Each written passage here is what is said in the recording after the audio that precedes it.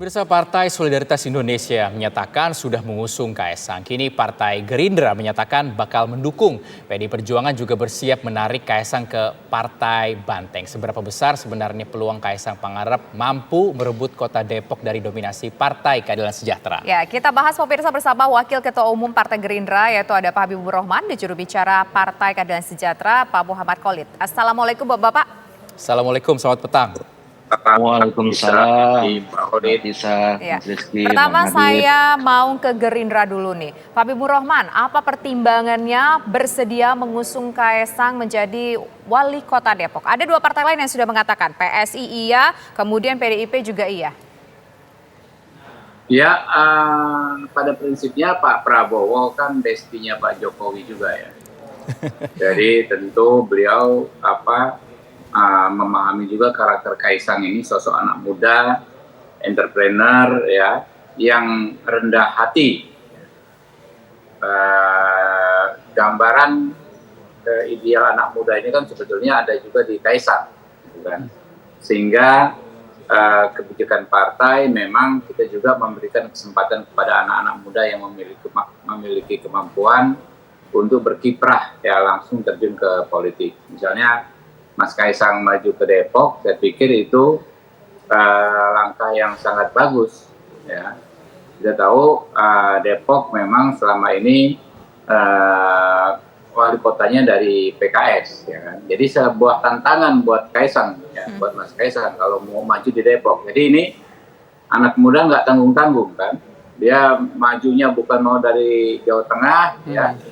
Bukan mau dari daerah yang mungkin basis keluarganya kuat, basis orang tuanya kuat, tetapi mau maju dari Depok. Saya pikir ini bagus ya, sehingga sangat layak untuk didukung Mas Kaesang ini. Tapi kalau kita lihat Pak Habibur Rahman, Mas Kaesang ini minim sekali ya pengalaman politiknya.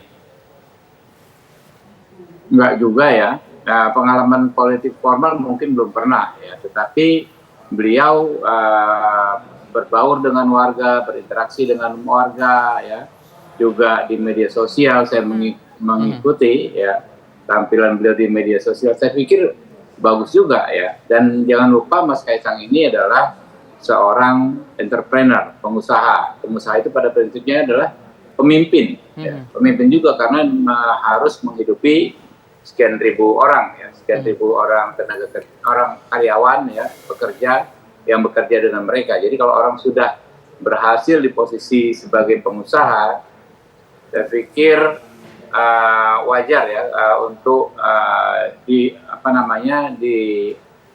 dikualifikasikan sebagai orang yang kompeten untuk menjadi pemimpin di bidang lain termasuk bidang politik. Oke, baik. Sekarang kita ingin ke PKS, Pak Muhammad Khalid. Begini, PKS ini kan menguasai Depok ya selama beberapa waktu belakangan begitu. Kader-kadernya PKS nih yang kepilih di Depok. Tapi ini kayaknya ada seorang penantang anak muda, punya modal yang kuat, mungkin juga mesin politiknya juga kuat. Ada 3 partai menyatakan siap mendukung beliau begitu. Sementara juga populernya juga cukup populer. Kayaknya nih PKS harus hati-hati nih, jangan sampai nih kandangnya ini diambil sama misalkan yang nanti Mas Kaesang misalkan. Iya, buat kami senang ya, karena begini, kami memahami bahwa lawan dalam politik, dalam pilkada, pilpres, pemilu, itu adalah teman dalam berdemokrasi. Semakin banyak calon, ya, semakin banyak kandidat, itu semakin bagus dan itu akan bisa menghidupkan demokrasi kita. Apalagi anak muda, kami sangat apresiasi sekali ketika ada anak muda yang memiliki keinginan untuk berkontestasi di bidang politik. Dan tentu adalah sebuah kepercayaan yang luar biasa dari warga Depok, PKS, kader-kadernya mendapatkan kepercayaan selama 4 periode dan itu adalah sebuah kepercayaan yang luar biasa. Kami berterima kasih dan kami juga membuka sebesar-besarnya keran aspirasi dan masukan untuk perbaikan dan perubahan di kota Depok. Saya pikir ini adalah iklim yang baik. Kita pastikan insya Allah kita siap berkompetisi secara sehat, fair, demokratis, dan menyenangkan. Kita menghadirkan politik gagasan, politik adu pemikiran, dan kebijakan. Saya pikir itu akan menjadi pembelajaran yang sangat baik buat warga dan buat masyarakat Depok pada khususnya. Baik. Begitu, Mbak. Pak Khalid, apa langkah PKS untuk meredam manuver dari Kaesang yang diusung oleh partai-partai besar ini? Apa langkah dari PKS sendiri? Karena sudah bangun kandang ini selama 20 tahun. Kenapa harus diredam? Kan bagus, kompetisi itu baik. Kan ini berlomba-lomba untuk memberikan kebaikan. Beradu gagasan, adu kebaikan, adu untuk pembangunan. Saya pikir itu hal yang positif, kondusif, tidak perlu ada meredam, menjegal atau apapun itu ya. Kompetisi semakin sehat, semakin bagus ya. Dan ini saya pikir Depok Tapi kalau misalnya, bagi Depok sekarang fokusnya adalah bagaimana menuntaskan janji politik dan ekspektasi atau aspirasi dari warga Depok. Oke, tapi Depok sekarang kompetisi menjadi butuh modal. 5 Apa kota modal terbaik. dari PKS kemudian nantinya Bapak untuk bisa bersaing dengan Mas Kaesang yang punya mesin politiknya dan juga punya kepopuleran? Nanti dijawab usai kumandang azan maghrib untuk wilayah DKI Jakarta dan sekitarnya berikut ini. Selamat menjalankan ibadah sholat maghrib bagi Anda yang berada di wilayah DKI Jakarta dan sekitarnya. Saya lanjutkan kembali ke Pak Khalid. Pak Khalid, kalau menjawab soal kompetisi, pastinya setiap orang yang kompetisi itu pengen menang. Nah, apa kemudian langkah dari PKS supaya menang nih, strateginya untuk menang di kompetisi, merebutkan ataupun mempertahankan Depok? Satu. Buat PKS sekarang yang terpenting, first thing first-nya adalah bagaimana kader kita yang menjadi kepala daerah, menjadi wali kota dan menjadi wakil wali kota, itu menuntaskan agenda pembangunan dengan sebaik-baiknya. Kita saat ini sudah menjadi 5 kota terbaik di Indonesia dalam pengentasan kemiskinan. Menjadi 3 terbaik dalam indeks pembangunan manusia. Bahkan terakhir untuk anak muda, ya, Depok terpilih mewakili Indonesia sebagai kota kreatif di UNESCO.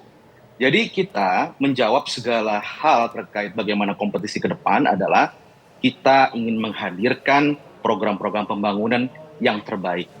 Yang bisa memuaskan dan memenuhi ekspektasi atau harapan masyarakat. Itu PR utamanya. Jadi apakah Mas Kaesang maju atau tidak maju, buat kami di PKS fokusnya adalah bagaimana capaian prestasi pembangunan Depok itu bisa kita realisasikan. Dan itu yang paling penting. Ketika seorang petahana ya mampu mendeliver janji-janji politiknya, pembangunannya baik dan dirasakan oleh masyarakat, insya Allah kepercayaan untuk berikutnya akan diberikan warga Depok kepada PKS. Ya baik, tentunya sosok ini juga penting untuk PKS ya, sosok yang akan dihadirkan untuk nanti menjadi Depok 1 atau wali kota Depok ini. Ya, kita ada beberapa kandidat dan di PKS itu ada mekanisme namanya pemilihan internal raya atau pemira. Jadi kader-kader atau anggota dari PKS akan memberikan hak pilihnya. Kira-kira siapakah yang paling layak untuk melanjutkan kepemimpinan di Kota Depok. Jadi ada proses demokrasi yang berjalan di PKS, anggota-anggotanya memberikan hak suaranya kepada siapakah aspirasi itu dititipkan. Apakah Dan tentu kira-kira PKS generasi juga muda akan juga? menyerap aspirasi masukan-masukan dari warga Kota Depok. Bagaimana, Tisa? Apakah kira-kira sosoknya itu adalah orang muda juga seperti Kaesang atau mungkin orang yang sudah dianggap lebih senior? Ya kita lihat nanti proses demokrasi yang ada di anggota PKS, apakah seperti apakah hasilnya dan bagaimanakah masukan-masukan dari warga Kota Depok. Jadi kita bisa juga ya opsi sebagai anak muda itu sangat promising, sangat menjanjikan juga. Mungkin biar head to head Tentu gitu Mas ya. kita juga melihat bagaimana kinerjanya. Bagaimana? Mungkin biar head to head sama Kaesang. Ya itu bisa, mungkin saja. Jadi nanti kita akan melihat bagaimanakah anak-anak muda di PKS. Dari PKS memiliki banyak stok anak-anak muda yang juga memiliki kapasitas dan rekam jejak. Saya pikir ini adalah suatu fenomena yang sangat bagus dan tentu kita sangat terbuka sekali ya PKS memberikan keterbukaan, masukan dari warga dan anggotanya siapakah yang kemudian layak untuk menjadi wali kota berikutnya. Baik. Intinya kami welcome dan insya Allah ini akan menjadi sebuah pembelajaran yang sangat positif buat politik di Kota Depok. Baik, saya ke Gerindra Pak Habibur Rahman. Kira-kira Gerindra ini sudah tahu belum nanti akan berkoalisi dengan siapa dalam mendukung Kaesang untuk Depok 1? Ya kita siap berkoalisi dengan siapa saja ya.